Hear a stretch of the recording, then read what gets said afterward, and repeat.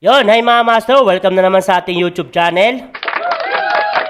Ngayon ay magre-reaction video tayo ulit dito kay Attorney Claire Castro with Radio Man Road. Na Rapid Tulfo ulit. Sinabi na naman dito ni Attorney Claire, 'di ba, na itatopic niya or pag-uusapan pa, 'di ba, yung about dito sa mga pinaggagawa nito ni Rapid Tulfo. Tatalakayin pa natin. 'Di ba? Tama lang naman talaga na laging italakay itong mga pinaggagawa ni Rapid Tulfo. Parang mga tulponatics, 'di ba? Matauhan na. Magising na sila sa sa mga kahibangan na ginagawa nito ni Rapid Tulfo na pinapaniwalaan nila. Ito mga master, no, magre-reaction tayo ulit dito sa video ni Attorney Claire. Pero bago tayo magsimula, sana huwag niyong kalimutan na mag-like at saka mag-subscribe sa ating YouTube channel. Tara, paiyakin natin ulit yung mga tulponatics. Alam naman natin, everybody knows, lie detector test is not admissible in court. Yun, di ba? Yan mga tulponatics, di ba? Hindi yan tinatanggap sa korte. Di ba? Yung lie detector test na yan. Kasi nga, hindi naman talaga 100% yan. Na pag ginamitan ka ng ganyan device, yun na talaga yung totoong nangyari. Kayang puon nyo na mahilig gumamit ng lie detector test, pagsabihan nyo na.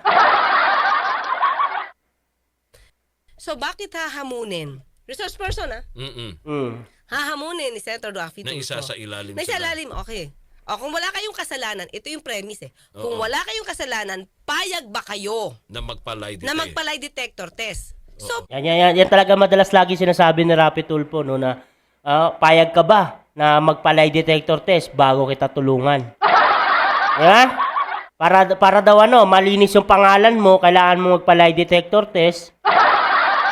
Ito lang naman kasi yan mga tulponatics Bakit ginagamit ni Rapid Tulfo yung lie detector test niya dyan sa Senado, di ba? Di ba?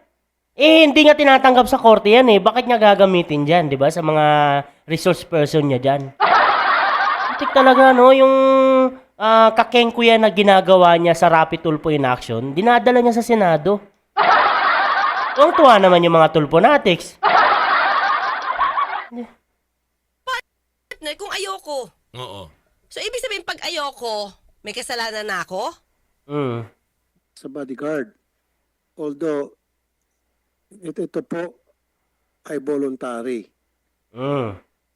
Are you Yan madalas niya rin banggitin niya pag kunyari magpapalay detector test siya. Sasabihin niya, voluntary lang naman ito Pero may kasunod siyang sasabihin na hindi maganda. Pag nag-no ka sa kanya, 'di ba, na ayaw mo magpa-lie detector test, sasabihan ka na ng kung ano-ano. Putik yan. willing to submit yourself to a lie detector test na matagal na kayo hindi nakikita nitong si Abordo at wala ka talagang kinalaman dito sa pinanggagawa ni Mr. Abordo? Are you willing? Opo, Your Honor. Opo. Ano kaya mangyayari kung sakaling nag-no to si sir, no? Kung nag-no, no sir. Init na naman siguro ang puwet ni Rapid Tulfo. Pero yun na nga, di ba? Ginagawa niyang katatawanan niyang Senate hearing. Bakit mo gagamitin niyang lie detector test, di ba? So, pag kunyari nag-negative siya, anong mangyayari, Rapid Tulfo? Di ba? Paano kung lahat negative, lahat ng tinanong sa kanya, di ba, nag-negative siya? O anong mangyayari? Di ba, nagsayang lang sila ng oras? Joke talaga tong si Rapid Tulfo. Pati yung kakengko yan niya, di ba, sa Rapid Tulfo in action, dinadala niya talaga sa Senado. Ano ba yung mga tulponatics? Ano ba yung punyo? Naglalaro lang ba to? Di ba? Kaya nga sila kumukuha ng mga resource person nila para makagawa sila ng solusyon dun sa problema. Para makagawa sila ng batas. Putik yan, yan lang gagawin niya. Magla-lie detector test para malaman kung totoo ba yung pinagsasabi nitong resource person niya. Diba? Kengkoy talaga, putik yan. Sayang na nga oras, sayang pa pera. Kasi Pag-hearing sila, ganyan lang din pala gagawin. Putik yan, edi dahat na lang i-lie detector test. Di ba? Para tapos ang problema. Lintik talaga tong si Tulpo. Okay. Then let's do it. Ipa-lie detector test natin, polygraph exam. Yeah, we can do that. It might be Let's do it. Ay, nako. Ako naman, Senator Batol de la Rosa, bakit hindi mo naman sitahin yung partner mo, yung kabaro mo? Bakit mo hinahayaan na ginagawa niyang katatawanan yung Senado natin? Putik yan. Lie detector test? Eh, hindi nga tinatanggap sa korte yan. Eh, paano kung nag-negative siya lahat dyan? O sabihin na natin nag-positive siya lahat. So, anong mangyayari? Di ba? Anong mangyayari? Wala. Joke talaga tong si Rapi Tulfo. make or break. Pwedeng maabsuelto siya, pwedeng mas lalo siya madidiin. Maabsuelto siya dahil sa lie detector test. Putik yan. Rapi Tulfo talaga. Just as you know. And again, this is Tapos pag nag-negative pala siya, hindi lalo siya madidiin. Ganun ba yun, Rapi Tulfo? Ginagawa mo talagang joke yung Senado natin? this is voluntary.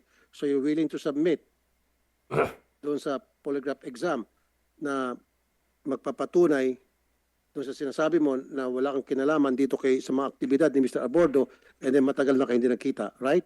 Just to be clear. Opo, Your Honor. Okay, Mr. Chair. So next year, wala kang alam sa ano? Sa binibintang nila na ganyan po, yung personal interest po, yung ano.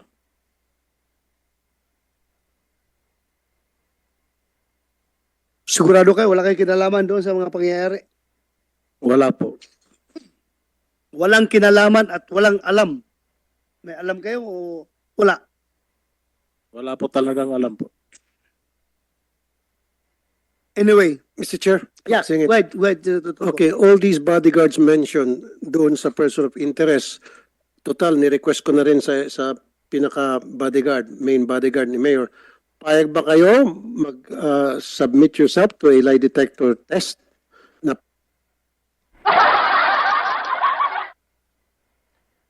Ikaw kaya Rapi Tulfo, no? Senador Rapi Tulfo, magpa-lie detector test ka kaya? Magpipetisyon kaming mga kabatas na lang, no? Para magpipetisyon kami na ipa-lie detector test ka. Willing ka kaya?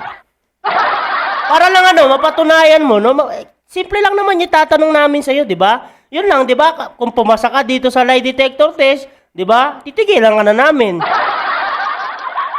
Pero pag bumagsak ka, didiin ka namin. Di ba? Paano kaya kung ganun, no? Gawin natin kay Rapi Tulfo. Simple lang naman yung tanong natin kay Rapi Tulfo, di ba? Una, di ba? Totoo ba na ikaw ay American citizen? Di ba? Yun lang naman. Unang tanong. Di ba?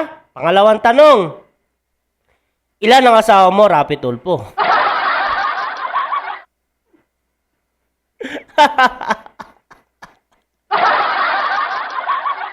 Ay, naku na lie detector test yan. Putik yan. Di ba? Ganun lang naman yun eh. Senador Rapi Tulfo. Dalawa lang. Yun lang. Pag bumasa ka dun, palakpakan tayo. Pero pag bumagsak ka, yari ka. Di ba? Ang hilig niya kasi magpa-lie detector test eh. Ang hilig niya kasi lagi magsasabi, sir, bago kita tutulungan, willing ka ba na magpa-lie detector test? Di ba? Trap yun eh. Trap yung gagawin mo eh. Di ba? Kasi nagsabi ka muna na ganun, 'di ba? Bago tutulungan, 'di ba? Mahilig siya sa ganun, 'di ba? Sa mga ganung bagay na bago kita tutulungan, sir, okay lang ba magpa-lie detector test ka muna, 'di ba? Trap yung tanong eh, trap eh. Siyempre ikaw, magwiwiling ka na lang kasi pag di ka lalong di ka niya tutulungan. Paano kung nagsasabi ka ng totoo tapos bumagsak ka doon sa lie detector test? Hindi ka niya tutulungan, 'di ba? Grabe lang talaga tong si Idol, di ba? Ang hilig niyang gamitin niyang lie detector test, no? Kung siya kaya gamitan ng lie detector test, tapos kung sakaling, di ba? Kung sakaling yung mga tanong sa kanya is nag-negative lahat, Paano yun, Idol? Grabe lang putik. Pati ba naman sa Senado, dadalhin niya yung lie detector test niya? Para mapatunayan na wala talaga yung kinalaman. Paano nga mapapatunayan yung Senador Rapi Tulfo, di ba? Hindi niya tinatanggap sa korte yan. Ano mapapatunayan, di ba? Grabe. Di ba joke? Di ba? Mismong korte na nga hindi ginagamit yan, tapos ikaw gagamit ka ng ganyan? Di ba? Ba gusto mong gawa ng batas yan? Di ba? Ba gusto niyang gawa ng batas tong lie detector test, no? Na kung sakaling magtatanungan sila dun, lie detector test na lang gagamitin para tapos na ang problema. Babagsak yan. Sigurado hindi papas yung batas na yun. Kung sakali lang naman, no? Kasi ginagamit niya eh. Baka maisipan niya, gawin ko kaya ng batas ng lie detector test na to, no? Na valid to pag ito ang pinagtatanong natin. No? Pero pag ganong ginawa ni Rapi Tulfo, sa kanya muna gamitin. Tignan natin kung tutugma ba yung lie detector test sa totoo talaga, di ba? Para magkaalaman, di ba? Mga Tulfo natin, siyak na naman kayo. Dito sa ibinibintang sa inyo na kayo po'y person of interest o dapat hindi kayo person of interest. Ito'y voluntary. Ayaw ba kayo? No. Opo, sir. At ikaw? Putik. Opo, sir. Yes, Honor. Okay. Thank you for your honesty. Ito naman si Bato, di ba? Thank you for your honesty. Ano ba yan, Senador Bato de la Rosa? Pulis ka, dati kang pulis, dati kang PNP chief, di ba? Ay, nako, buhay. Gusto ninyo. So, anyway, wala naman kayo tatago kung wala talaga kayong kinalaman, di ba? Ganun ba yon? So ngayon, para siyang partner para siyang nandun sa kondisyon na yun na, sige, kung wala kang kasalanan, huwag kang matakot. Magpa-lie detector test ka. Lie detector test na naman? Ano to? Rafi Tulfo in action? Puro Yes, na lang attorney. lie detector test? Tandaan nyo, nasa Senate investigation kayo in aid of legislation. Tama. Mga Tulfonatics. Nandoon sila para sa age of legislation nila, di ba? Para makagawa sila ng batas, maresolbahan nila yung mga problema. O anong mariresolve nila kung lie detector test ang gagamitin nila? Diba? Joke? Mga Tulfonatics. Hindi nyo ba talaga aawatin yung poon nyo? Hindi kayo mga investigador ng NBI or ng PNP para manghusga at magturo kung sino may kasalanan o wala. Alam mo Tama. ba na ayon sa Axelogens na may epekto ang medical conditions sa polygraph or lie detector test? Medical conditions such as cardiovascular disorders tulad ng hypertension, respiratory disorder tulad ng asthma, at neurological disorder tulad ng ADHD o kaya post-traumatic disorder ay nakakaapekto sa physiological responses na sinusukat at sinusuri ng polygraph test na maaari makapagbigay ng inaccurate o hindi tumpak na resulta. Pati na raw ang lagnat, ubo at sipon ay nakakaapekto sa responses ng tao na nasa ilalim ng isang lie detector test. Isusugal mo ba ang iyong innocence sa isang equipment na maaaring hindi makapagbigay ng tumpak na resulta? It might be a Ano na mga Tulfonatics? Rapi Tulfo? Paano kung may ubo yung tatlong yan? Di nag-negative lahat yan. Ay, nako buhay. Kengkoy. Putik yan. Rapi Tulfo, bakit? Bakit mo naman kami binibigyan ng problema? Dapat kayo ang magre-resolba ng aming mga problema. Putik yan, bakit namin kayo pinoproblema? Ayan, lupit ng mga senador natin, no? Hindi naman lahat, no? Hindi naman lahat, no? Marami naman sa kanilang matitino. Kaso nga lang, yung mga wala pang alam, yung pa yung maiingay. Diba?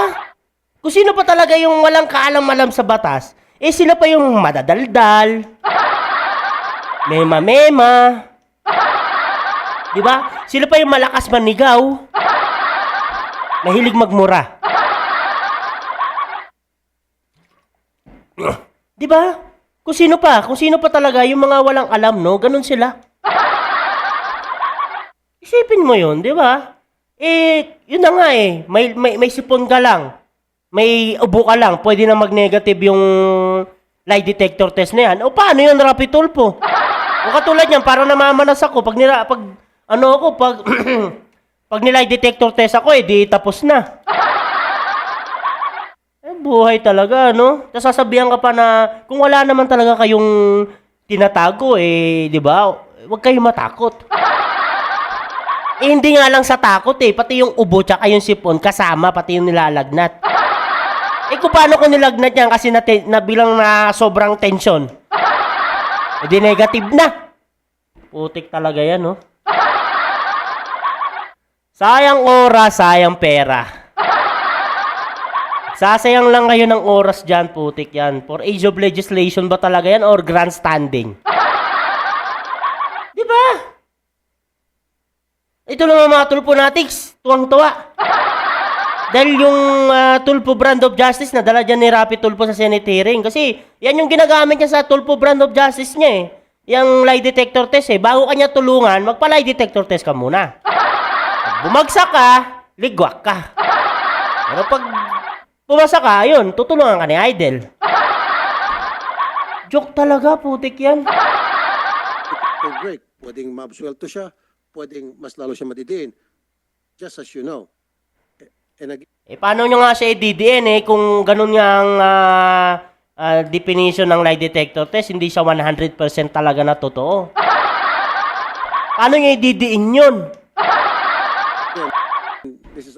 this is voluntary. So you're willing to submit doon sa polygraph exam.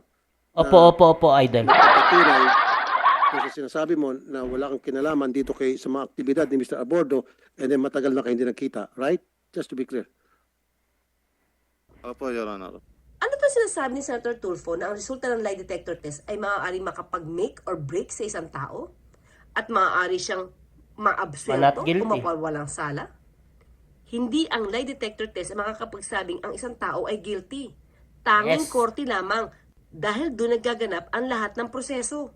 Ang lahat ng Kasi ang korte natin dumadaan sa due process. Eh yung lie detector test, gumaganon-ganon lang naman yan, Rapi Tulfo.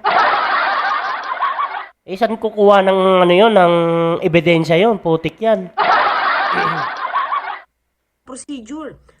Ang direct examination, cross-examination, rebuttal at surrebuttal. Hindi ang lie detector test ang magsasabing ikaw ay may kasalanan na. Tingnan nyo, yan lang. Eh, balik natin ng konti. Procedure. Ang direct examination, cross-examination, rebuttal at surrebuttal. Hindi ang lie detector Yan lang ang magsasabi kung inosente ka o hindi. Payag ba kayo mga Tulfo Natics kung sakaling kayo ang nahuli tapos yan lang ang gagamitin sa inyo? Ha? Diba? Pag kayo napagbintangan na pumatay tapos kailangan yung sumalang sa lie detector test, papayag ba kayo ganyan lang gagamitin sa inyo? Pag nag-negative ka, guilty ka. Diba? Eh paano kung inuubo ka nun? Diba joke? Ginagawa talagang katatawanan itong Senate hearing pag itong si Rapi Tulfo ang nakaupo, no? Diba? Diba, for age of legislation daw, pero wala naman silang nagagawang batas. For grandstanding lang yan eh. Lintik talaga, grabe. test ang magsasabing ikaw ay may kasalanan na. Partner, how accurate that the lie detector test is? Oh, halimbawa man, pumalya. Hindi niya na-read yung puso ko, yung utak ko. Pero wala akong kasalanan. Lumabas sa lie detector test, nagsisinungaling ako. Guilty na ba Tama, ako? attorney. Of course. Diba? Paano nga pag pumalya, di guilty na si Attorney Claire? tulponatics. Isipin nyo kung sa inyo gagamitin yan. Mapagbintangan kayo, pumatay, tas gagamitan lang kayo ng lie detector test. Putik yan. Di ba? Utak lang eh, gamitin lang ng konti eh. Maiisip mo na eh. Pero itong si Rapi Tulfo, for age of legislation daw. Para daw ano, di ba? Kung willing, ito kasi mahirap kay Rapi Tulfo, di ba? Trapment yung ano niya eh, yung question niya eh. Willing ka ba, 'di ba? Willing ka ba? 'Di ba? Pag hindi nga naging willing, naku, yari ka kay Rapi Tulfo.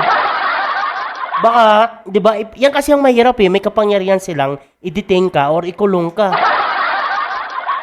Eh, ito yung pinakamahirap diyan, 'di ba? Kaya nga no choice eh. No choice talaga yung mga pupunta diyan sa hearing ni Rapi Tulfo eh.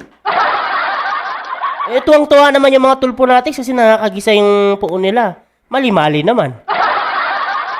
Lie detector test, putik yan. Joke talaga tong si Rapi Tulfo. It's not. Kasi hindi yan tinatanggap sa court because hindi nga siya reliable. So, ito pong lie detector test. Ito po ay voluntary. Grabe naman yan, Atty. Claire. Tad-tad talaga ng ebidensya. Di ba? May mga site na pinapakita si Atty. Claire. Walang maitatanggi yung mga tulponatics. Wala palang magiging palusot ang mga tulponatics. O ito pa, ginamitan to ng lie detector test na tuwang-tuwa dito yung mga tulponatics kasi may kababayan na naman tayong napahiya.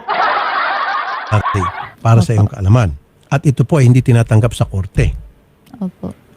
So what's Oh, yun na nga, hindi niya tinatanggap sa korte pero bakit ginagamit pa rin, Idol? For what reason? the need of asking these resource people or resource persons to undergo lie detector test? Oo. Yun ay parte lang siguro, partner, ng kanyang strategiya para mayroon siyang mapigang impormasyon. Kaya kayo, pag tinanong kayo, kung gusto niyo bang magpa-lie detector test, sabihin niyo agad, hindi, ayaw niyo. Dahil may karapatan kayong tumanggi. Hindi sa resulta ng isang lie detector test malalaman kung ikaw ba ay guilty o inosente sa sinasabing pagkakagawa ng krimen. Kasi kanya-kanyang ano yan, partner eh, kanya-kanyang paraan. Remember, Yun na nga, no? Ang problema lang, pag sa diyan ka dinala sa Senate hearing, eh, yun nga, may kapangyarihan niyang mga senador na yan na mag-detain at magkulong. Diba? Para tapos na lang ang usapan. Eh, sige. Okay, sige. Kahit bumagsak ako, wala namang problema kasi hindi naman tinatanggap sa korte yan eh. Diba, ang problema kasi doon, nasasayang yung oras, diba? Nasasayang yung oras, nasasayang yung panahon. Imbis na umuusad na sana sila patungo doon sa gusto nilang tahakin, diba? Na magandang, diba yung magandang tatahakin, na makakagawa talaga sila ng solusyon. Ang problema lang dyan, paano nga kung mag-negative, diba, di lalong magpapatong-patong yung mga problema. Diba? Talaga si Idol talaga, grabe lang. si Senator Raffy naman, mayroon siyang ganong klaseng programa na kung saan... RTIA nga, extension. Na gusto niya talagang makuha yung partner, yung katotohanan, mailabas yung katotohanan at may maibigay na partner na magandang resulta doon sa tinatalakay. Partner, Oo. you can get the truth. Mm-mm. You can elicit information without overdoing it. Oho. Pag-researchin mo mga lawyers mo, Mhm. research talaga. Qualified, verified, credible witnesses, documents. Mhm. Huwag ka mag-fishing expedition sa Senado. Anong Ganun talaga si Idol eh. nangyari? Walang dokumento. O sige, pipigayin kita kung may kasalanan ka. Wala akong dokumento, partner. Di mag-lie detector test ka na lang para malaman natin kung may kasalanan ko o hindi. Oho. Hindi yun the way to get the truth. Diba? Oo. Sino bang nila kinakausap? Yun na nga, no? Yun nga eh, ginawang example niya, Atty. Claire Castro, no, na yan yung si Rapi Tulfo, dahil wala siyang mga, tawag niya to, wala siyang mga ebidensya, gagamitin na lang niya yung lie detector test niya para, di ba, makahanap ng, butas, di ba? Ganun naman talaga yun eh. Di ba? Kasi nga, pag bumagsak ka, yari ka. Di ba? Ito naman din sabi, di ba, ni Attorney Claire na dapat nga, ang gawin na lang is mag-research yung mga staff ni Rapi Tulfo. Di ba? Maghanap sila ng ebidensya kasi, di ba? Kasi kaking ko yan eh. Kaking ko yan pag ganun ang ginawa eh. Laging lie detector test na lang. Kasi wala kang mapakita na ebidensya na talagang itong taon to eh nagsisinungaling. Lie detector test mo na lang. Di ba? For what reason? Di ba? Di sana nagpa-research ka na lang. Di ba? Yun pa, makatotohanan pa yung gagawin mo, di ba? Talagang, wala, ano lang talaga itong si Rapi Tulfo, di ba? Ginagawa na lang talaga niyang circus yung, ano natin, no? Anong Senate natin, yung Senate hearing natin. Ito nga lang kasi ang problema eh. Kasi nga, pag hindi naman umokay yung mga resource person nila sa gustong gawin nito ni Rapi Tulfo, i-detain naman sila. Di ba? No choice talaga eh. Ay, nako. Kanina ba yon yung hearing? Hindi, ano siya, kay Mayor ng Apari. Apari. Cagayan, Oo. Vice Mayor, yung pagkamatay ni Romel Alameda. Oo. Yun. Sabay. So yun, mga pulis doon. Mm-mm. Anong ginawa? Sa akin lang partner, you are there to get info in aid of legislation. Marami pa po tayong i-discuss sa naganap na investigasyon na ito. Ayun, hanggang dito lang din pala yung video ni Atty. Claire Castro, no? With Radio Man Rod Marceleno. So yung mga master, di ba? Ano lang naman tong topic natin, no? Sobrang ano lang kasi talaga, no? Sobrang joke lang talaga tong ginagawa ni Rapi Tulfo. Parang ginagawa niya na lang playground itong Senate natin. Isipin mo ba naman, gagamitin niya yung lie detector test para dun sa mga investigation nila na for age of legislation? Ano mariresolve ba nila dyan? Ano magagawa nilang batas dyan? Wala, di ba? Paano ako mag-negative lahat yan? Di ba? Paano ko mag-negative lahat yan? Di lalo kayong mababaliw. Di ba? Nasasabihin nyo pa na kung wala naman kayong tinatago, bakit kayo matatakot? Paano kung may ubo? Di ba? May sipon, may lagnat. Di negative yan. Di ba? Imbes na magpa-research ka, di ba? Gamitin mo yung pagiging senador mo, di ba? Magpa-research ka. Kung talaga bang magpa-imbestiga ka talaga. Kasi wala tama, di halatang tama, di lie detector test na lang tayo, madali lang ito, susuot mo lang to. Gagalaw-galaw na yan, parang parameter na yan. Di malalaman natin kung nagsasabi ba yan ng totoo. Joke talaga tong si Rapi Tulfo. Yung mga Tulfonatics, sobra namang proud kayo dahil nagagawa ito ng ponyo dyan, no? Sa Senate hearing. Mag-isip nga kayo na, di ba? Ito rin kasi maling-mali talaga yung mga Tulfonatics dito dahil pinasok nila si Rapi Tulfo sa Senate yung may kasalanan yan mga Tulfonatics. Kasi hindi kayo nag-iisip kung sino talaga iboboto nyo, di ba? Binoto nyo lang dahil sikat, di ba? Kasi tumutulong sa mahihirap. Putik yan. Wala naman nagagawa, di ba? Ano nagagawa niya? Circus. Nagsisirkus lang sila dyan sa Senate. Di ba? Tandem pa sila ni Bato. Kasi ito namang si Bato de la Rosa, opo lang din. Naku. Di ba? Ba't kaya lagi nilang sinasakyan tong trip ni Rapi Tulfo, no? Hindi man lang nila sawayin. Sinasakyan nila kung ano yung trip nito ni Rapi Tulfo, opo lang din sila ng opo. Ito talaga, grabe. So, yung mga master, no? Hanggang dito lang naman tong topic natin. Iklayan lang natin to, no? Yun nga, sabi ni Atty. Libayan, matulog tayo ng maimbing. Dalang natutulog ng maimbing, siyang laging panalo. Paalam po pansamantala. God bless. Ingat po kayo. Shoutout po pala kay Atty. Libayan. Shoutout kay Atty. Claire Castro. Shoutout kay Radio Man Road. At shoutout sa mga kabatas na vlogger, siyempre. Kala Kayo, kala Jesay, kala Teacher Mark, no? Kala Kasabat. Tsaka shoutout na rin kala Direk Freddy Valera, kay Ben Barubal at sa lahat ng mga natin dyan, mga master natin dyan, no? Na nanonood sa ating premiere. Shoutout po sa inyong lahat at maraming salamat po sa panonood ng ating premiere. Mabuhay po kayo. Babush!